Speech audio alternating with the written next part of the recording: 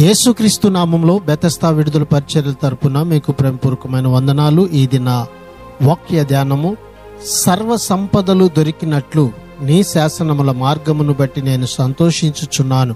119వ కీర్తన 14వ వచనం. దేవుని వాక్కును ఆచరణలో పెట్టడంలోనే మనిషికి కలిగే ఆనందాలన్నిటిలోనికి పరమానందం. అప్పుడు అది మనకు వెండి బంగారాల కన్నా చాలా ఎక్కువ విలువైనది అవుతుంది. నిర్లక్ష్యంగాను సోమరితనంగాను ఇహలోక సంబంధమైన ఆశలతోనూ ఉండేవారికి జ్ఞాన వివేకాలు లభించవు. అవి లభించాలంటే వాటి విలువను గ్రహించి ధనరాశులను వెతికినట్టు పట్టుదలగా వాటిని వెతకాలి. కొందరు మనుషులు తమ జీవితకాలం అంతా ధనము కావాలని పరిగెడుతూ ఉంటారు.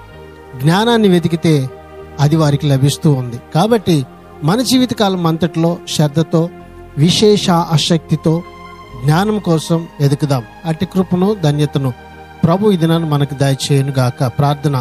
మమ్మల్ని మిక్కిలిగా ప్రేమించిన మా ప్రియ పరలోకపు తండ్రి యేసయ్య, మరొక నూతన దినాన్ని మాకిచ్చినందుకు నీకు వందనాలు, స్తోత్రాలు చెల్లిస్తూ, నీ శాసనములను బట్టి ప్రభువా నీ మార్గంలో నడుచుకొనొచ్చు, నీలో మేము సంతోషభరితులమై ముందుకు కొనసాగే ధన్యతని మా అందరికి నీ దినాన్ని దయచేయమని యేసు పరిశుద్ధ నామాన్ని బట్టి ప్రార్థించి అడిగి వేడుకుంటున్నాము తండ్రి. ఆమెన్.